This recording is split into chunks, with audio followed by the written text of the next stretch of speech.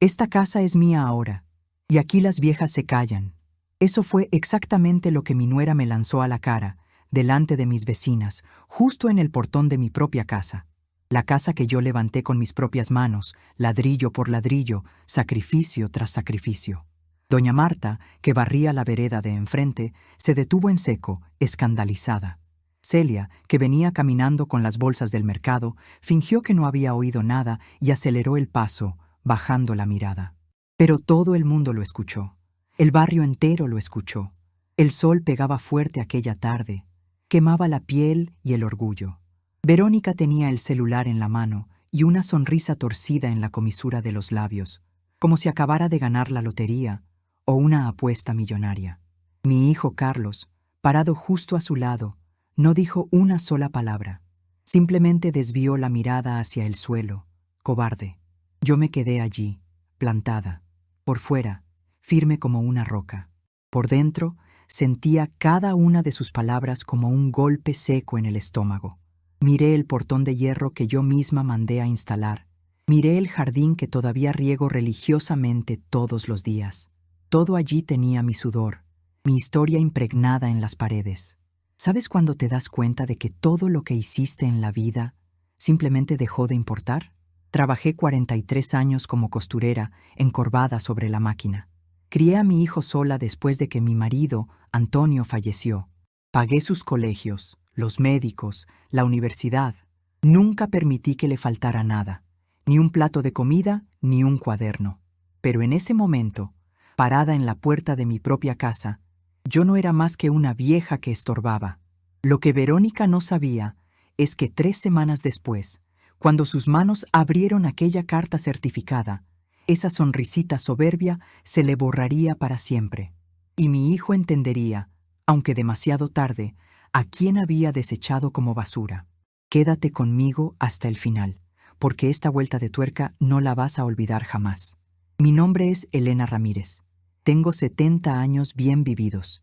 Y esta casa, que Verónica dice que es suya, yo la empecé a construir cuando apenas tenía 28 años. En aquella época, mi marido Antonio y yo acabábamos de casarnos. Él era albañil, un hombre de manos fuertes. Yo era costurera. Compramos este terreno al final del barrio cuando no era más que monte, hierba alta y tierra batida. No había asfalto. La luz se cortaba a cada rato, pero era nuestro pedazo de tierra. Levantamos esta casa poco a poco, con paciencia y esfuerzo. Fines de semana, feriados, en cada hora libre que teníamos. Yo cargaba los ladrillos, mezclaba el cemento, sostenía las vigas mientras Antonio golpeaba con el martillo. Mis manos se llenaban de ampollas, sangraban a veces, pero yo nunca me quejaba. Cuando Carlos nació, la casa todavía no tenía ni el revoque en las paredes. Vivíamos en un solo cuarto, con una estufa prestada y una cama matrimonial donde dormíamos los 3, apretados pero calientes. Pero era nuestro hogar, y éramos inmensamente felices. Antonio murió cuando Carlos tenía apenas 7 años.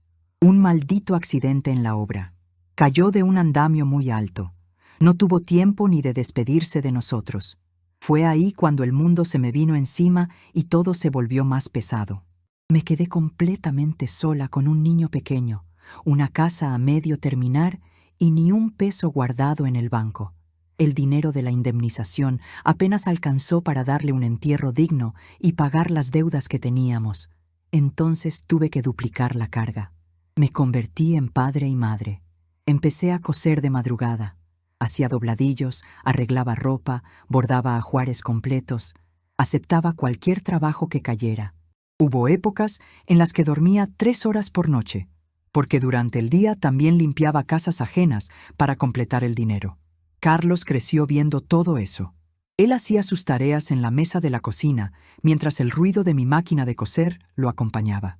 Muchas veces se quedaba dormido allí mismo, con la cabecita sobre el cuaderno, y yo lo llevaba a la cama cargado en mis brazos. Nunca dejé que le faltara nada.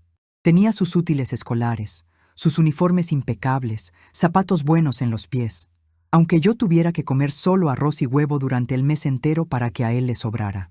Cuando quiso hacer el curso preuniversitario para entrar a la facultad, vendí la máquina de coser antigua que había sido de mi madre. Era la única cosa de valor sentimental que tenía guardada, pero la vendí sin pensarlo 2 veces, porque el sueño de mi hijo era mucho más grande que mi nostalgia. Él ingresó. Estudió administración de empresas, se graduó con honores, consiguió un buen empleo en una corporación, y yo me sentí tan orgullosa que lloré sola en la cocina, apretando su invitación de graduación contra mi pecho. La relación entre Carlos y yo siempre fue buena. Él me respetaba, me visitaba con frecuencia, traía la despensa del mes sin que yo se lo pidiera. Conversábamos de la vida, nos reíamos juntos. Él siempre me decía: «Mamá, todo lo que soy te lo debo a ti, tú me hiciste quien soy». Y yo le creía con todo mi corazón, hasta que conoció a Verónica. Al principio me pareció una muchacha educada, bonita, elegante, trabajaba en un banco, tenía su propio auto, vivía sola. Carlos estaba perdidamente enamorado. Yo lo veía en el brillo de sus ojos. Ella venía aquí a casa, sonreía, elogiaba mi sazón, decía que yo era una mujer guerrera, que admiraba mi historia de lucha. Hasta llegué a pensar, qué bendición que mi hijo encontró a alguien así. Se casaron en un salón alquilado. Fue una fiesta sencilla, pero muy emotiva. Yo pagué su vestido de novia. Fue mi regalo para ella. Quise hacerlo de corazón. Ella me lo agradeció, me abrazó fuerte y me llamó mamá. Pero las cosas empezaron a cambiar, lenta y silenciosamente. Primero fue la mudanza. Ellos habían alquilado un departamento, pero hubo un problema con el contrato a última hora. Verónica sugirió que se vinieran a vivir conmigo solo por unos meses, hasta que nos organicemos mejor. Yo acepté de inmediato. Era mi hijo. ¿Cómo no iba a ayudarlos? Solo que los meses se convirtieron en años, y la casa dejó de ser mía sin que yo me diera cuenta. Al principio eran detalles pequeños, casi imperceptibles. Verónica reorganizaba mis armarios sin preguntarme. Cambiaba los muebles de lugar a su gusto. Tiraba a la basura ollas viejas que yo todavía usaba y quería. Yo intentaba no darle importancia para llevar la fiesta en paz, pero luego el ambiente se empezó a poner más pesado. Ella comenzó a tratarme como si fuera la empleada doméstica en mi propia casa.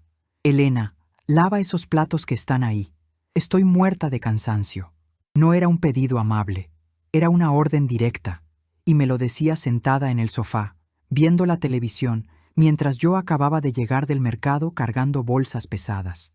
Mi hijo estaba ahí, a su lado, y no decía nada. Yo lavaba los platos, en silencio. Hubo un día en que ella me llamó Doña Elena delante de sus amigas, con un tono despectivo, como si yo fuera la señora de la limpieza. Ellas se rieron, un poco incómodas. Yo fingí que no escuché, pero escuché cada letra. Verónica empezó a decidir todo en la casa: qué se iba a comer en el almuerzo, a qué hora yo podía usar la sala. Le puso contraseña a la televisión por cable. Dijo que era para ahorrar energía y que yo me pasaba el día viendo programas de chismes. Yo había pagado esa televisión, la instalación, todo era mío, pero no dije nada. Porque Carlos siempre llegaba cansado, siempre estresado, y yo no quería ser una carga ni crear problemas en su matrimonio. Entonces llegó el Día de las Madres. Organizaron un almuerzo aquí en la casa. Invitaron a toda la familia de Verónica, sus padres, su hermana, el cuñado, los sobrinos. Vino todo el mundo. Yo pensé que iba a ser un día hermoso, una celebración familiar. Arreglé la mesa con mi mejor mantel. Ayudé a cocinar desde temprano. Me puse mi ropa de domingo. Pero a la hora de sentarnos a la mesa, no había lugar para mí. Había sillas para todos, menos para mí. Verónica me miró con esa frialdad suya y dijo: «Ay, Elena, siéntate allá en la cocina, anda, aquí estamos muy apretados». En la cocina, en el Día de las Madres, en mi propia casa, me senté. Comí sola, escuchando las risas que venían de la sala. Carlos no vino a buscarme, ni siquiera se dio cuenta. Fue ese preciso día cuando algo se rompió dentro de mí para siempre. Después de eso, empezaron a desaparecer cosas mías. La manta de ganchillo que tejí cuando Carlos era un bebé desapareció. Pregunté por ella. Verónica me dijo que estaba vieja, llena de polvo, y que la había tirado a la basura. Estaba llena de polillas, Elena. Relájate. Era un trapo viejo. Esa manta la había hecho con lana que compré de a poco, ahorrando durante meses. Cada punto, cada cuadro, era una noche que pasé despierta cuidando a mi hijo cuando tenía fiebre. Y ella la tiró como si fuera basura. El retrato de bodas mío con Antonio, que siempre estaba en la estantería de la sala, también desapareció. En su lugar, ella colocó una foto gigante del casamiento de ella con Carlos. Busqué mi retrato por toda la casa. Lo encontré tirado dentro de una caja en el depósito, junto con otras cosas mías, como si yo fuera parte del pasado, como si yo ya no perteneciera a ese lugar. Recogí el retrato, le limpié el polvo y lo guardé en mi cuarto. Lo cerré con llave en mi cajón. Ahí fue cuando empecé a darme cuenta. Necesitaba protegerme. Empecé a prestar atención, a todo, a cada detalle. Verónica controlaba el dinero de la casa. Ella pagaba las cuentas. Ella hacía las compras. Mi hijo depositaba su sueldo íntegro en la cuenta conjunta de los dos. Y yo vivía de favor. Mi pensión mínima caía cada mes. 4,000 pesos. Yo les entregaba 1,500 para ayudar con los gastos. Verónica me lo pidió. Dijo que era lo justo, ya que yo vivía allí y consumía. Vivía allí, en la casa que yo construí. Empecé a anotar todo, en un cuaderno viejo, escondido debajo de mi colchón. Fecha, monto, concepto de lo que les daba. Guardaba cada comprobante, todo. También empecé a agudizar el oído en sus conversaciones. Verónica hablaba en voz baja con Carlos, pero yo escuchaba. Le decía que yo me estaba poniendo vieja, senil, que estorbaba, que necesitaban privacidad, que la casa era demasiado pequeña para 3 adultos. Un día pasaba por el pasillo y la escuché hablando por teléfono con alguien. No aguanto más a esta vieja aquí, pero tranquila, ya estoy solucionando eso. Solucionando. Sentí un escalofrío recorriéndome la espalda. Ahí entendí todo. No era solo falta de respeto, era un plan. Y yo tenía que estar preparada para la guerra. 2 semanas después de esa conversación que escuché, Verónica vino a hablar conmigo. Estaba extrañamente simpática. Sonreía. Me trajo un café caliente. Se sentó en la mesa de la cocina, a mi lado, muy cerca. Elena, necesito conversar contigo sobre algo serio. Mi corazón se aceleró, pero no dejé que se me notara en la cara. Dime. Ella respiró hondo, como si hubiera ensayado cada palabra frente al espejo. Mira, tú sabes que Carlos y yo te amamos, ¿verdad? Eres su madre. Tú construiste todo esto. Me quedé en silencio, esperando el golpe. Pero la verdad es que tenemos un problema grave. Carlos tiene una deuda enorme en la tarjeta, mucho dinero. Y si no pagamos, nos vamos a meter en líos legales. Hizo una pausa dramática. Me miró a los ojos tratando de fingir sinceridad. Pensamos en pedir un préstamo bancario, pero nos piden una garantía real. Y lo único que tenemos de valor es esta casa. Se me heló la sangre en las venas. ¿Cómo dices? No es nada del otro mundo, Elena. Es solo poner la casa como aval. Nosotros pagamos el préstamo puntualmente cada mes y listo. Tú ni vas a sentir la diferencia. Empujó unos papeles hacia mí sobre la mesa. Solo necesito tu firma aquí. Es un trámite rápido. Bajé la vista hacia los papeles. Eran un montón, llenos de letras minúsculas, términos legales complejos. Yo no entendía bien todo eso, pero una cosa sabía por vieja y por sabia. Firmar papeles sobre la casa sin entender es poner la soga al cuello. Necesito leer esto con calma. Su sonrisa se tensó, se volvió rígida. Elena, es urgente. Necesitamos resolver esto hoy mismo antes de que cierren el banco. Voy a leerlo.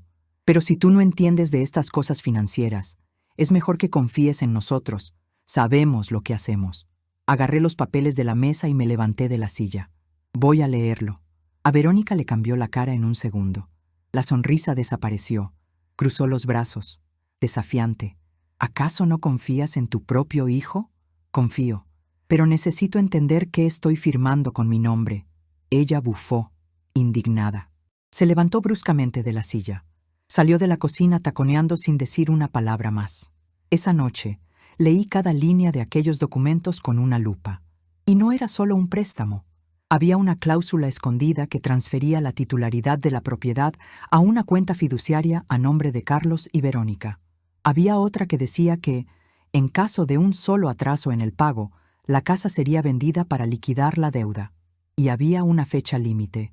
Si yo firmaba eso, en 6 meses la casa ya no sería mía, sería de ellos, legalmente.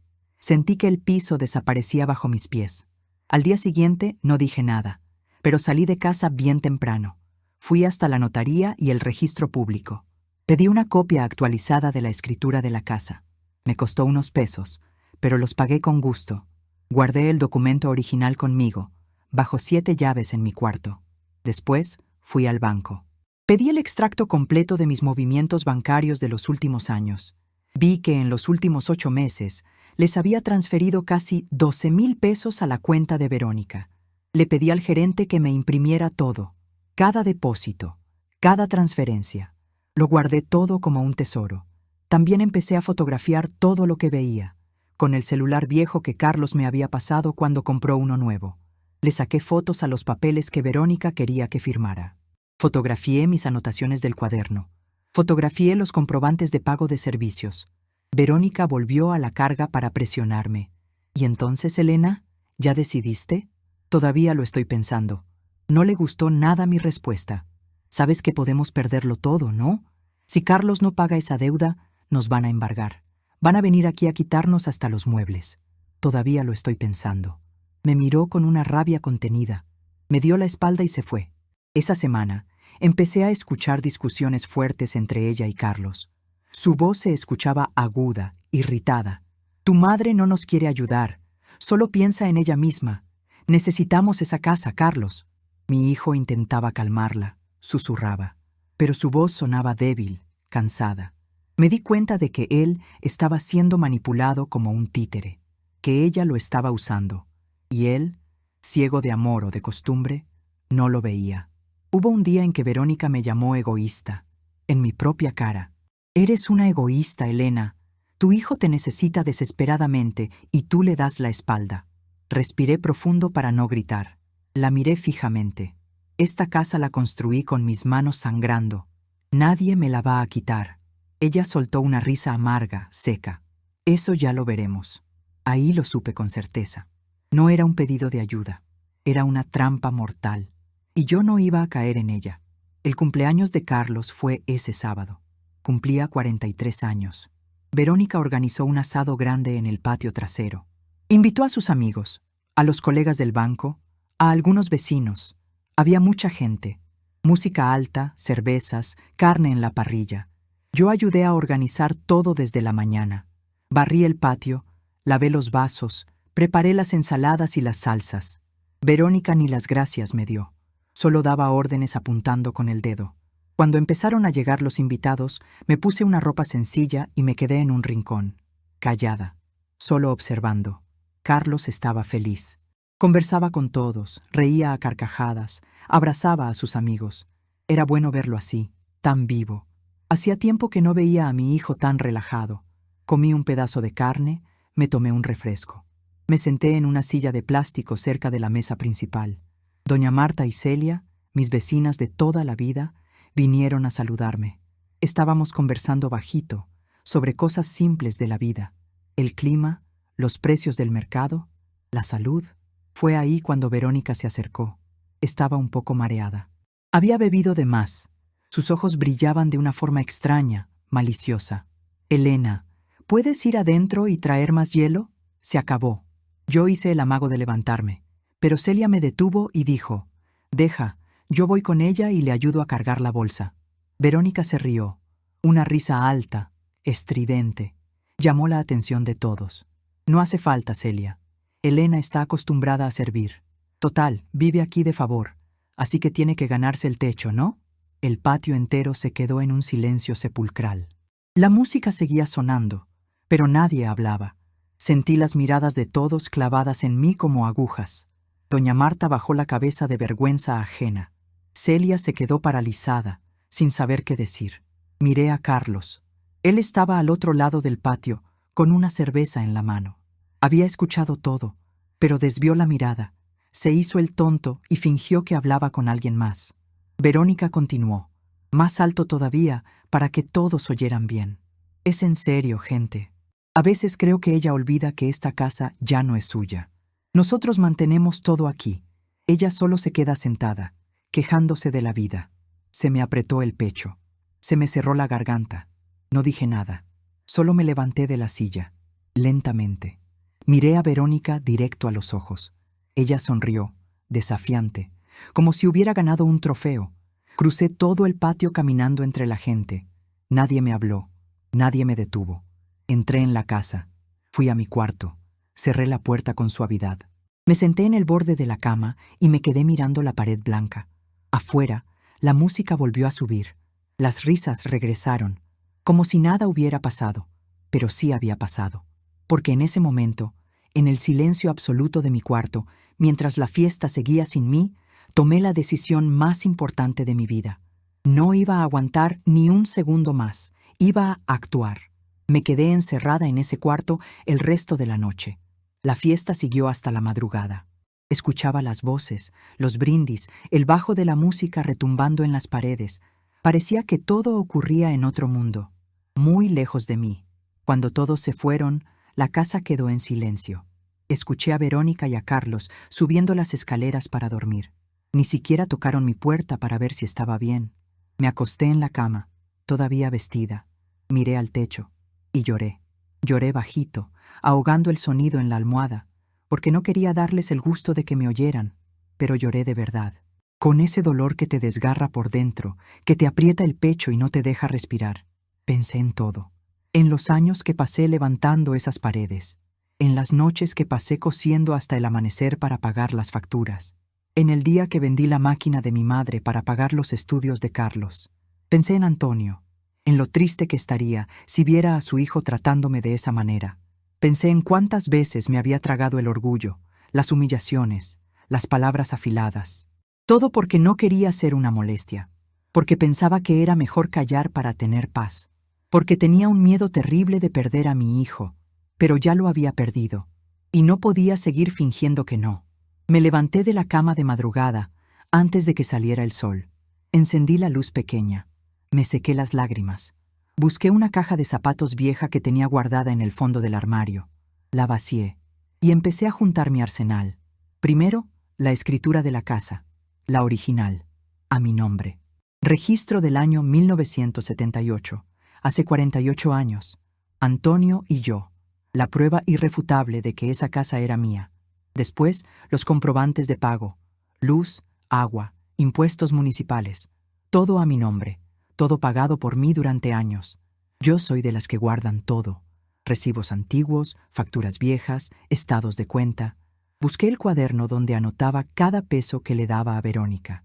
1,500 pesos por mes. Durante 8 meses, 12,000 pesos en total. Tenía anotado todo. Fecha, monto, motivo. Junté los extractos bancarios que el gerente me había impreso, las transferencias, las evidencias. Agarré el celular. Revisé las fotos que había tomado de los papeles tramposos que Verónica quería que firmara, el contrato de préstamo fraudulento, las cláusulas ocultas, la transferencia de propiedad disfrazada. Metí todo dentro de la caja. Lo organicé meticulosamente. Separé por categorías. Documentos de la propiedad en un sobre. Comprobantes financieros en otro. Las fotos impresas que había mandado revelar en una papelería, en un tercero. Me senté en la cama con la caja en el regazo y empecé a sacar cuentas. 8 meses viviendo aquí como parásitos después de casados.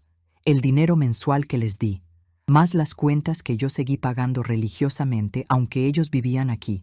La luz que subió al doble, el agua que se triplicó, el mercado que se disparó.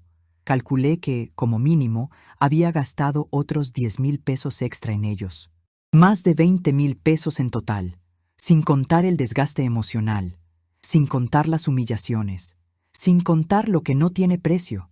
Pero yo no estaba haciendo esto por el dinero. Lo estaba haciendo porque necesitaba recuperar mi dignidad. Agarré un papel y un bolígrafo. Empecé a escribir los nombres de las personas que habían visto algo. Doña Marta, Celia, las amigas de Verónica que estaban el día que me llamó doña Elena con desprecio. Los vecinos que fueron testigos en el asado. Testigos. Tenía testigos de sobra. Cerré la caja. La guardé debajo de la cama, bien al fondo, escondida. Me acosté de nuevo, pero esta vez no lloré, porque ahora tenía un plan, y el lunes por la mañana iba a empezar a ejecutarlo sin piedad. Por primera vez en meses, logré conciliar el sueño. El lunes por la mañana, salí de casa con los primeros rayos de sol. Metí la caja dentro de una bolsa de tela discreta. Verónica todavía dormía a la borrachera. Carlos ya se había ido al trabajo. Tomé el autobús hacia el centro de la ciudad. Me bajé frente a los tribunales. Hacía años que no pisaba esa zona. Tenía la dirección anotada en un papelito arrugado. Calle Independencia, número 232. Segundo piso. Doctor Javier Torres. Abogado. Javier era hijo de una gran amiga mía que ya falleció. Lo conocía desde que usaba pañales. Él jugaba con Carlos cuando los dos eran niños y corrían por la calle. Después creció, estudió leyes, se convirtió en un abogado respetado. Habíamos perdido el contacto, pero yo sabía que su despacho estaba allí. Subí las escaleras despacio. Toqué la puerta. Una secretaria joven me atendió. Me preguntó si tenía cita. Le dije que no, pero que era un asunto de vida o muerte. Me pidió que esperara un momento. Me quedé sentada en una silla de plástico, apretando la bolsa contra mi pecho. El corazón me latía a 1000 por hora. Después de unos 20 minutos, la puerta se abrió y apareció Javier. Había envejecido, claro. Pelo gris, lentes de aumento, un traje azul marino impecable. Pero la sonrisa era la misma de aquel niño travieso. «¿Doña Elena?» Me levanté de un salto. «Hola, Javier». Me abrazó. Un abrazo fuerte, sincero, de esos que te dicen que la persona está realmente feliz de verte viva. ¡Qué sorpresa tan linda! Pase, pase, por favor. Entramos a su oficina. Una sala pequeña, pero llena de libros. Escritorio abarrotado de expedientes. Una computadora vieja sonando. Me ofreció café. Acepté para calmar los nervios. Conversamos un poco de trivialidades. Preguntó por Carlos, por la vida, por mi salud. Respondí lo básico. Hasta que él notó mi ansiedad. «Doña Elena, usted vino aquí por algo importante, ¿verdad?» Respiré hondo. «Vine. Y es grave, Javier». Puse la bolsa encima de su escritorio. Saqué la caja. La abrí. «Necesito tu ayuda». Le conté todo, sin omitir detalle. Desde el principio. Verónica. Las humillaciones diarias. El intento de hacerme firmar los papeles a ciegas. La vergüenza pública en el cumpleaños. Todo. Javier se fue poniendo serio. Muy serio. Su rostro cambió. Agarró los documentos.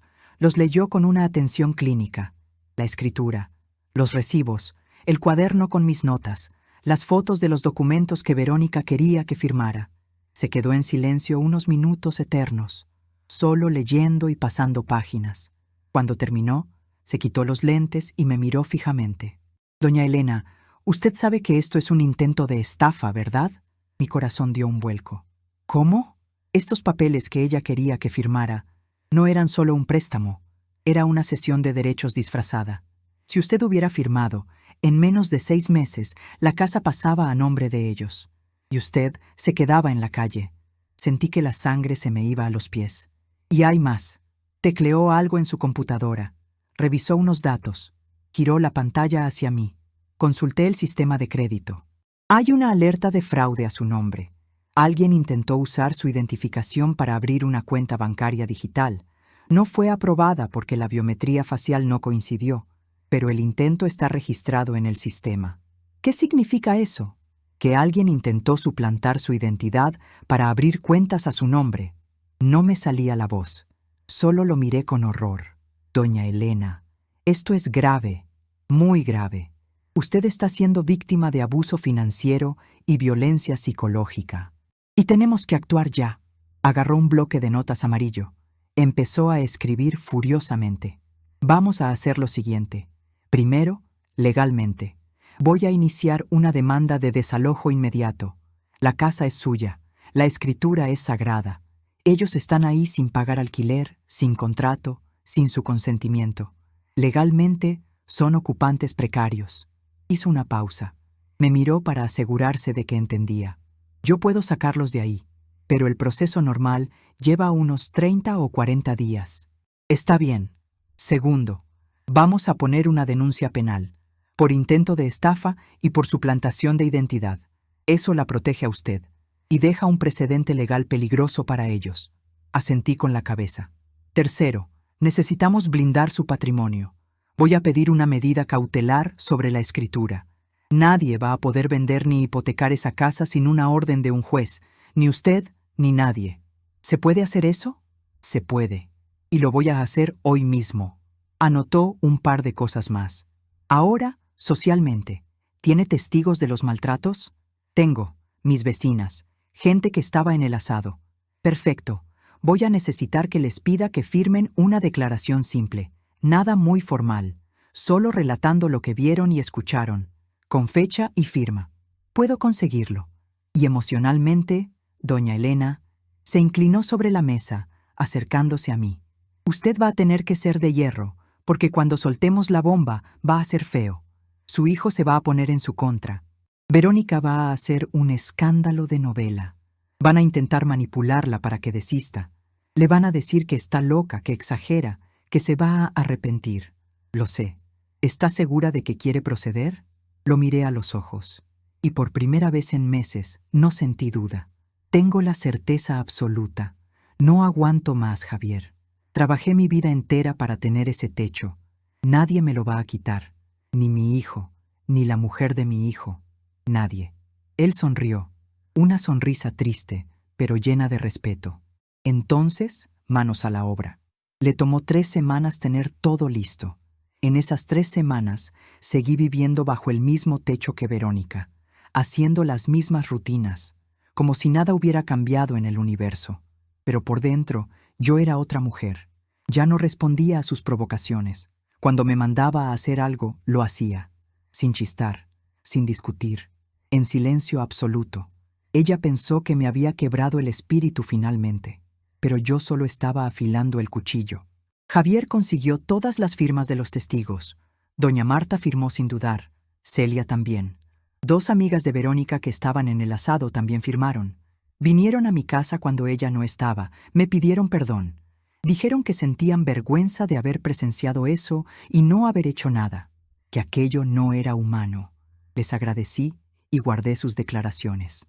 La denuncia fue registrada. La demanda de desalojo fue aceptada por el juzgado. El bloqueo de la escritura se ejecutó. Todo estaba listo. Javier me llamó el jueves por la tarde. Doña Elena, mañana sale la orden judicial. La actuaria va a ir a su casa a las 10 de la mañana en punto. Va a entregar la notificación de desalojo. Van a tener 72 horas para irse. Mi corazón casi se detiene. ¿72 horas? Sí, 3 días. Es el plazo legal perentorio. ¿Y si no se van? Entonces la policía los saca a la fuerza. Me quedé en silencio, procesando la imagen. Doña Elena, ¿quiere que yo esté presente mañana? No, necesito hacer esto sola. ¿Segura? Segura. Colgué el teléfono. Me senté en el borde de mi cama. Respiré hondo, llenando los pulmones. Mañana todo iba a cambiar. Esa noche no pegué un ojo. Me quedé mirando las sombras en el techo, pensando, repasando el guión en mi cabeza. ¿Qué iba a decir? ¿Cómo iba a reaccionar? ¿Qué iba a gritar Carlos? ¿Qué veneno iba a escupir Verónica? Ensayé mentalmente cada paso, cada gesto. De madrugada, me levanté. Me bañé. Me arreglé como si fuera a misa. Me puse ropa sencilla pero digna. Unos pantalones limpios, una blusa blanca impecable, zapatos cómodos. Me peiné el cabello con cuidado. Me puse un poco de lápiz labial color rosa. Me miré al espejo. Se veía diferente esa mujer. Más firme, más completa. Ya no era la Elena que aguantaba callada en la esquina. Era la Elena que iba a pelear por su castillo. Bajé a la cocina. Preparé café negro. Me senté a la mesa. Lo bebí despacio, saboreando el momento. Verónica seguía durmiendo. Carlos había salido temprano para la oficina. No iba a estar en casa cuando llegara la justicia. Solo ella. Mejor así. 9:40 de la mañana. Yo estaba sentada en el sofá de la sala, esperando. El corazón me latía en la garganta. Las manos me sudaban frío, pero no tenía miedo. Estaba lista. 9:55. Escuché el ruido del portón. Pasos firmes en la vereda. Me levanté. Fui hasta la ventana. Vi a la funcionaria judicial, una mujer con uniforme oficial, carpeta en mano. Tocó el timbre. Abrí la puerta. Buenos días. ¿Usted es la señora Elena Ramírez? Soy yo. Tengo una notificación judicial para entregar a los ocupantes Carlos Ramírez y Verónica Méndez. ¿Se encuentran? Carlos no, pero Verónica está arriba. La funcionaria entró. Cerré la puerta tras ella. Fue en ese preciso momento que Verónica bajó las escaleras, en bata de dormir, con el pelo revuelto, cara de recién levantada. Miró a la mujer desconocida. Después me miró a mí. ¿Quién es esta mujer? No le respondí. La funcionaria se presentó con voz autoritaria. Buenos días. Soy actuaria del Poder Judicial. Tengo una notificación para usted. Le extendió el sobre blanco. Verónica lo agarró con desconfianza. Lo abrió. Empezó a leer. Y su rostro fue perdiendo el color hasta quedar blanco como el papel.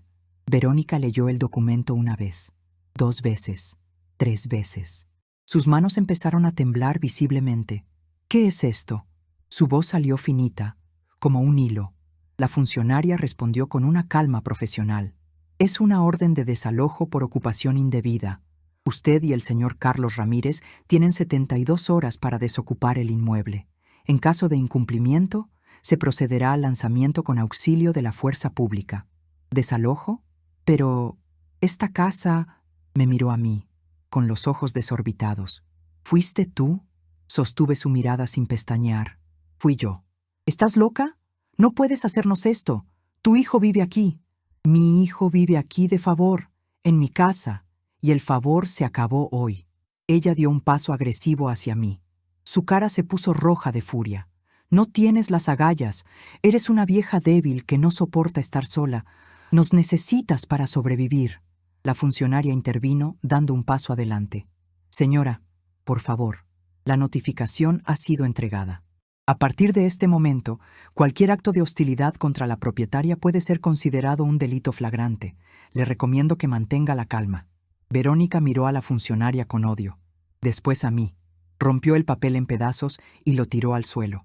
Yo no me voy a ir de aquí. Esta casa es mía. Vivo aquí hace 2 años. Tengo derechos. Me agaché con calma. Recogí los pedazos de papel del suelo. Los junté en mi mano. Romperlo no cambia nada, niña. La notificación ya consta como entregada. Hay copia en el juzgado. Ella empezó a llorar. Pero no era llanto de tristeza. Era pura rabia. Voy a llamar a Carlos. Él no va a permitir que hagas esta locura. Llámalo. Agarró su celular. Marcó el número. Gritó al teléfono como una desquiciada. «Carlos, ven a casa ya. Tu madre se volvió loca. Mandó a la justicia a la casa. Nos quiere echar a la calle. Ven ahora mismo». Colgó. Me miró con veneno en los ojos. «Te vas a arrepentir de esto hasta el día que te mueras». La funcionaria se despidió formalmente. Salió. Escuché el portón cerrarse. Verónica y yo nos quedamos solas en la sala. Ella no paraba de caminar de un lado a otro como animal enjaulado. Se jalaba el pelo. Se mordía las uñas. Respiraba agitada. No sabes lo que acabas de hacer. No tienes ni idea. Me senté en el sofá. Crucé las manos en mi regazo, tranquila. Sé exactamente lo que hice. Tu hijo nunca más te va a hablar. Vas a morir sola y amargada. Puede ser, pero voy a morir en mi casa. Media hora después, Carlos llegó. Entró por la puerta con la cara descompuesta, sudando, nervioso. Mamá, ¿qué historia es esta? Me levanté. Lo miré. Siéntate, Carlos. No me voy a sentar. Explícame qué demonios hiciste. Siéntate. Algo en mi tono de voz, tan frío y duro, lo hizo detenerse. Miró a Verónica, después a mí. Se sentó en la orilla del sillón. Respiré profundo. Carlos, esta casa es mía. La construí con mi sudor y con el de tu padre. Te crié aquí. Te eduqué aquí. Pagué todo aquí. Todo lo que eres empezó entre estas paredes. Yo sé eso, mamá, pero déjame terminar. Cerró la boca.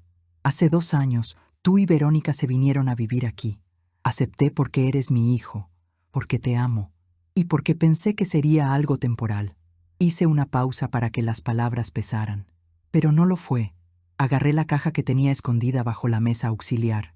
La puse en mi regazo. En este tiempo fui humillada, faltada al respeto, tratada como la sirvienta, como si yo no valiera nada, como si fuera un estorbo en mi propio hogar. Mamá, no es así. Es así, Carlos, es exactamente así. Abrí la caja, saqué el cuaderno. Mira esto, 8 meses de anotaciones, 1,500 pesos por mes que le entregué a Verónica en la mano, para ayudar con los gastos de mi propia casa.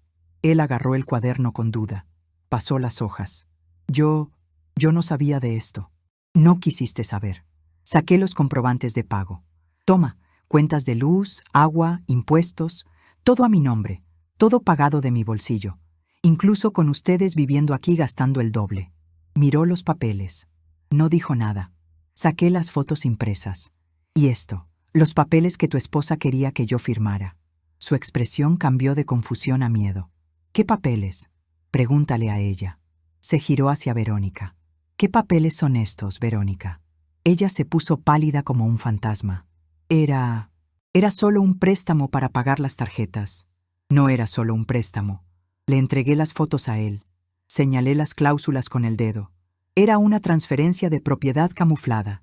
Si yo hubiera firmado eso, en 6 meses esta casa pasaba a nombre de ustedes, y yo me quedaba en la calle sin nada. Carlos leyó, releyó. La mano le temblaba violentamente. Verónica, ¿esto es verdad? Ella no respondió. Bajó la cabeza. Verónica, solo quería asegurar nuestro futuro. Ella es vieja, Carlos. Cualquier día se muere. La casa iba a ser para ti de todos modos. Él cerró los ojos con fuerza. Arrugó los papeles en su puño. Yo continué, implacable. Y hay más. Saqué el último documento. El reporte de crédito. Alguien intentó abrir una cuenta bancaria a mi nombre, usando mis documentos. La biometría facial falló, por eso no pudieron. Pero el intento de fraude está registrado. Le di el papel. ¿Tú sabes quién hizo esto, Carlos? Miró el documento. Luego miró a Verónica con incredulidad. Ella rompió a llorar de verdad esta vez. Necesitaba el dinero. Estábamos ahogados en deudas. No tuve otra opción. Carlos se levantó del sillón de un salto. Se pasó la mano por la cara, desesperado. ¿Tú intentaste robarle a mi madre? No fue un robo. Yo solo quería. ¿Intentaste robarle a mi madre? Gritó tan fuerte que la voz retumbó en toda la casa. Yo me quedé quieta, solo observando el desastre. Se giró hacia mí. Mamá, yo no sabía. Te juro por mi vida que no sabía nada de esto. Tú sabías que ella me humillaba a diario. Lo viste, lo escuchaste, pero no hiciste nada para defenderme. Yo pensé que era solo... No pensé que llegaría a... No quisiste pensar. Bajó la cabeza, derrotado. Me puse de pie. Me paré frente a él, mirándolo desde mi altura moral. Carlos, tienen 72 horas para salir de esta casa. Tú y ella. Pueden llevarse sus cosas, pero la casa se queda conmigo. Mamá. No hay mamá hoy, se acabó. Intentó agarrarme la mano. Yo me solté con brusquedad. Voy a proceder con la demanda penal contra ella por intento de estafa. Mi abogado ya tiene todo documentado. La denuncia, las pruebas, los testigos. Verónica cayó de rodillas al suelo, suplicando. Elena, por favor. Tengo un hijo. No tenemos a dónde ir. La miré por última vez con lástima y desprecio. Debiste haber pensado en eso antes de intentar robarle la casa a una vieja indefensa. Agarré mi caja. Caminé hasta mi cuarto con la frente en alto. Cerré la puerta con calma. Apoyé la espalda contra la madera. Cerré los ojos. Afuera, escuchaba los gritos, el llanto histérico, la discusión infernal. Pero aquí adentro, por primera vez en 2 años, yo sentía una paz absoluta. Se fueron al segundo día. No esperaron las 72 horas. El sábado por la mañana, un camión de mudanza se estacionó frente a la casa. Cargaron sus muebles, su ropa, sus miserias. Yo me quedé en mi cuarto. No bajé. No ayudé a cargar nada. No me despedí. Solo cuando el camión arrancó y escuché el portón cerrarse, salí. La casa estaba vacía, silenciosa. Algunos cuartos estaban más vacíos que antes, pero estaba limpia. Estaba mía de nuevo. Caminé por la sala, por la cocina, por el patio. Toqué las paredes con mis palmas. Miré a través de las ventanas. Respiré hondo. Por primera vez en años, sentí que el aire entraba limpio en mis pulmones. 2 semanas después, Javier me llamó. Doña Elena, Verónica aceptó un acuerdo extrajudicial. Va a pagar una indemnización por daños morales, 20,000 pesos, y firmó una orden de restricción. No puede acercarse a usted nunca más. ¿Y la demanda penal? Archivada. Con el acuerdo y su confesión firmada, no habrá juicio criminal, pero queda el antecedente. Si intenta cualquier cosa de nuevo, va presa directo. ¿Y Carlos? Silencio al otro lado de la línea. Él no firmó nada. No estuvo involucrado directamente en los delitos financieros, pero tampoco ha aparecido por aquí. Le di las gracias. Colgué. Me quedé mirando el teléfono fijo, esperando que sonara, que mandara un mensaje, que apareciera en la puerta. Pero no apareció. Las primeras semanas fueron duras. Me despertaba en medio de la noche y el silencio de la casa me pesaba.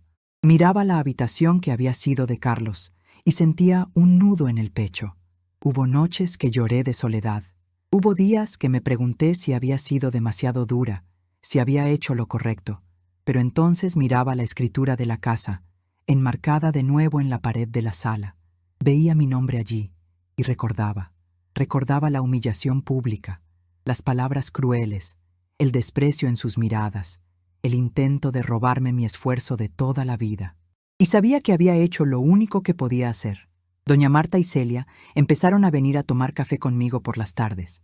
Nos sentábamos en el portón, conversábamos, nos reíamos. Ellas me contaban de sus nietos, de sus vidas. Yo les contaba de la mía. Por primera vez tenía tiempo de conversar sin prisa, tiempo de reír sin miedo, tiempo de vivir. Volví a coser, no por necesidad de dinero, sino porque me gustaba crear. Hacía piezas pequeñas, servilletas bordadas a mano, manteles. Vendía algunas en la feria del barrio los domingos, otras las regalaba a quien yo quería. La casa se volvió más ligera. Cambié los muebles del lugar para borrar sus rastros. Planté flores nuevas en el jardín. Pinté la pared de la sala de un amarillo suave, lleno de luz. No porque lo necesitara, sino porque quería verlo así. Y por primera vez, yo podía hacer lo que me daba la gana. 3 meses después, Carlos apareció. Era una tarde de domingo. Yo estaba regando mis plantas en el jardín. Escuché el timbre.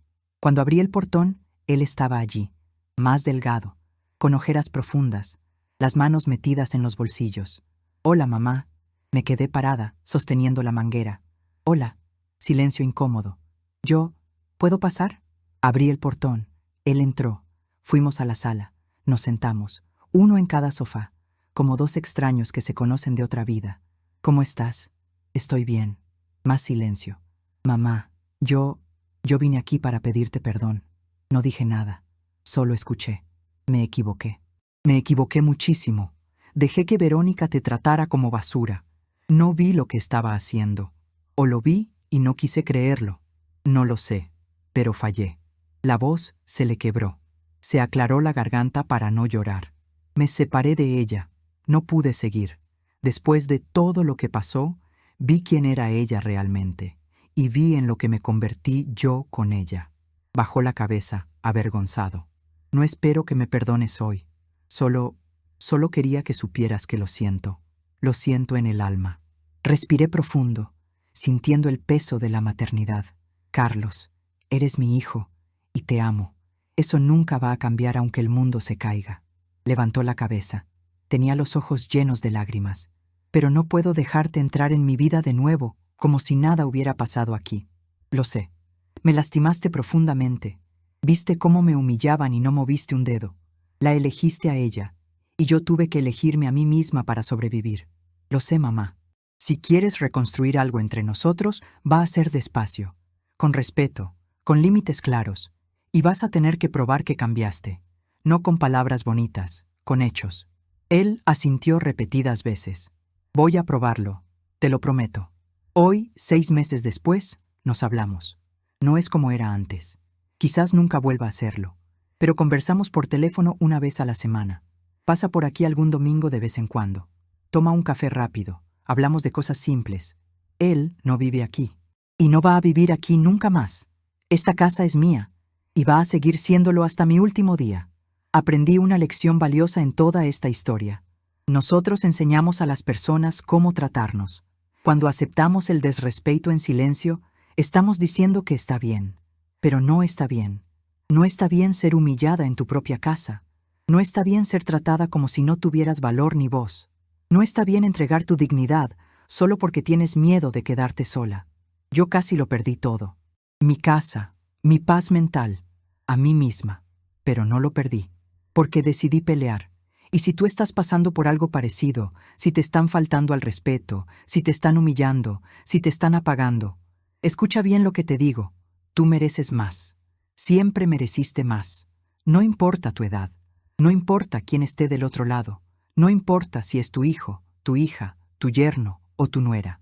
Nadie tiene el derecho divino de pisotear tu dignidad. Y tú tienes todo el derecho de protegerte, de decir no, de luchar por lo que es tuyo por derecho. Puede doler al principio, puede ser difícil, puede sentirse solitario al comienzo, pero al final, cuando mires a tu alrededor y te des cuenta de que ese espacio es tuyo, que esa paz es tuya, que esa vida te pertenece, vas a entender que valió la pena cada lágrima, porque la dignidad no se negocia, y para volver a empezar, no hay edad. Si esta historia te tocó el corazón, comenta aquí abajo desde qué ciudad me estás escuchando.